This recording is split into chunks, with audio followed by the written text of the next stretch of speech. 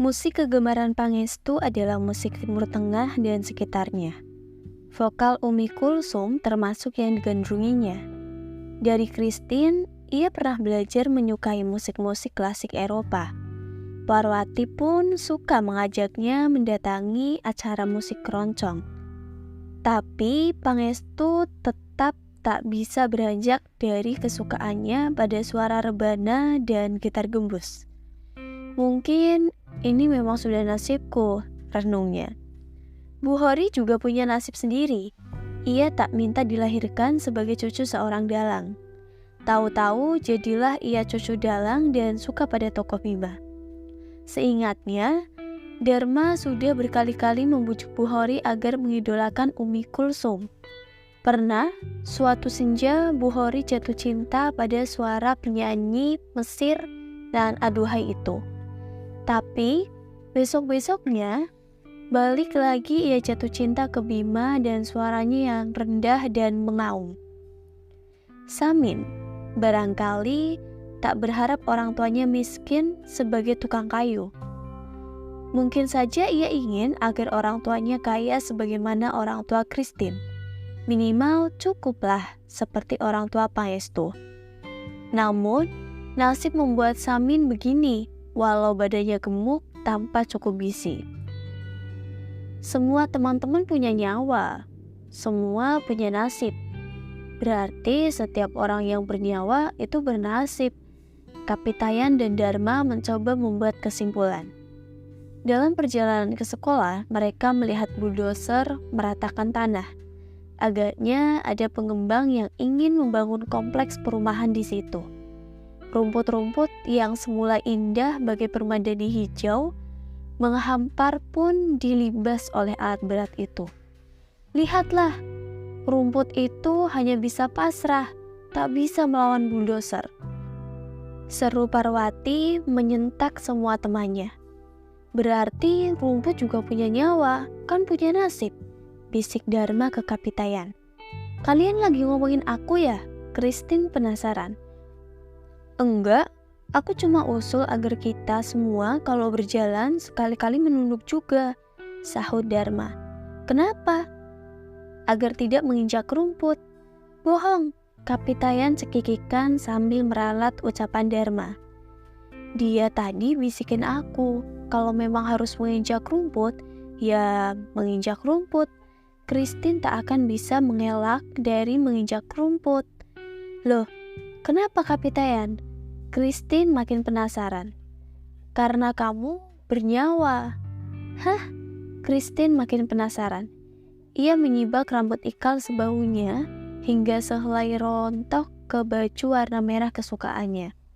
Itulah helai rambut yang hanya bisa pasrah, yang tidak bisa menolak gugur ke baju. Ibarat mesin, bukan hanya bahan bakar atau sumber energi yang membuatnya aktif secara fungsional. Banyak elemen dan komponen lain yang menjadi penopang dan penunjangnya. Dari komponen-komponen utama hingga komponen sekunder dan aksesori. Namun, yang paling menentukan dalam fungsionalisasi mesin adalah desain dan integrasi komponen-komponennya. Mulai dari desain bagaimana ia dioperasikan, hingga fungsi-fungsi apa yang ia harus laksanakan. Mulai dari integrasi antar komponen hingga harmoni fungsi-fungsinya sesuai desain penciptanya.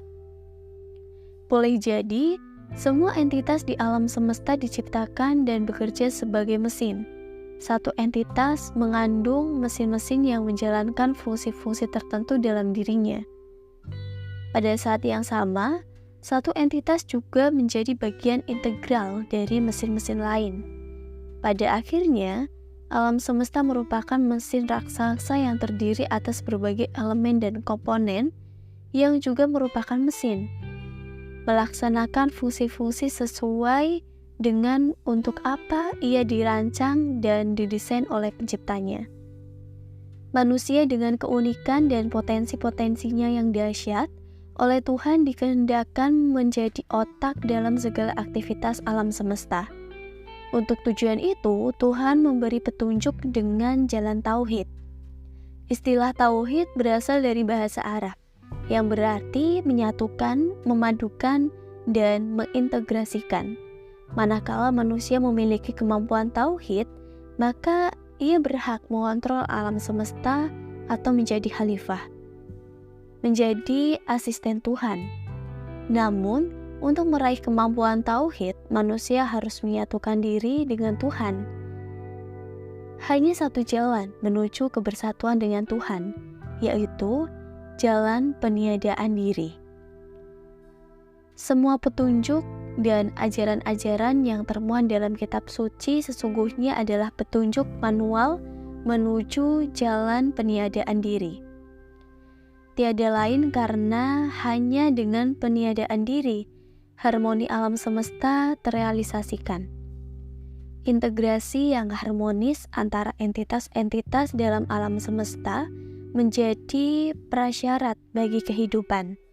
Tanpa integrasi yang harmonis, dari kedua cerita ini saya menyimpulkan kekerasan seksual dalam mengajarkan manusia selain karena menjaga cita, alasan lainnya adalah rasa tidak percaya kalau orang aspek akhirnya, apalagi yang profesinya rohaniawan, integrasikan potensi spiritual, psikis, dan potensi-potensi fisik. Oleh karena itu, amatlah penting bagi manusia untuk membaca, memandang, mendengarkan, merasakan, dan merenung. Tidak hanya dirinya, tapi juga alam sekitar secara integral. Penekanan pada makna integral dalam tauhid mengisyaratkan satu hal, bahwa pengetahuan tidak hanya sebatas kesadaran rasional, tapi harus mencapai standar minimal dalam ketinggiannya yang sederajat dengan intuisi dalam daya tangkapnya dan seni dalam penerapannya. Tauhid sama sekali bukan konsepsi keimanan teologis, melainkan aplikasi fungsional dari peran-peran setiap elemen dan entitas alam semesta dalam konteks harmonisasi kehidupan. Hubungan integral antara semesta dan pribadi-pribadi tidak hanya dalam pikiran, tetapi juga dalam spiritualitas. Ada semacam jalan paralel antara penglihatan batin atau spiritual dengan aktivitas berpikir. Setiap pergerakan entitas dalam sebuah fenomena alam mengisyaratkan gelombang cahaya ilahi yang membangunkan akal dan menjadikannya berfungsi secara optimal dan efektif. Akal efektif dalam gerakannya seiring dengan gelombang cahaya ilahi, mampu melihat entitas-entitas dalam wujudnya yang aktual setelah dicahayai oleh Tuhan. Selain berfungsi sebagai penghubung antara spiritualitas dengan pergerakan alam semesta, akal juga efektif mentransferkan pengetahuan mengenai entitas-entitas dalam wujudnya yang potensial ke dalam daya pikir. Selanjutnya, daya pikir mengolah informasi tersebut dalam memori melalui daya imajinasi. Setiap penginderaan atau panca indera mampu menangkap ide-ide dalam imajinasi. Maka lahirlah gagasan konkret yang lebih nyata, yang mungkin bisa disebut penemuan teori baru atau hukum alam baru.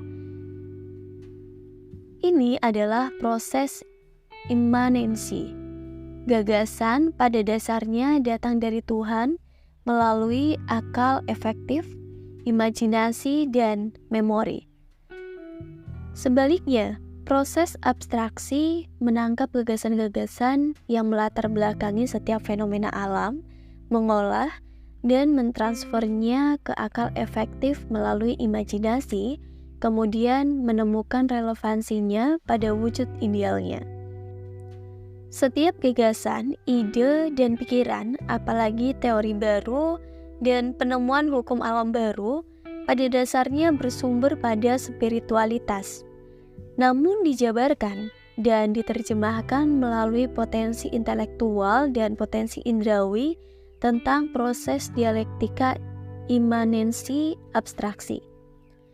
Sebagaimana diuraikan di atas, Untuk sampai kepada taraf proses dialektika imanensi abstraksi, diperlukan jalan spiritual peniadaan diri dan kebersatuan dengan Tuhan. Jika Tuhan menginginkan suatu hukum alam ditemukan, maka Dia mewahyukan kepada hamba yang secara potensial intelektual memiliki kemampuan teknis untuk menjabarkannya. Maka dari itu, Tuhan mewahyukan teori hukum gravitasi misalnya kepada Isaac Newton, bukan kepada orang-orang yang hafal firman-firmannya. Karena Newtonlah yang paling potensial secara intelektual, memiliki kemampuan teknis untuk menjabarkannya.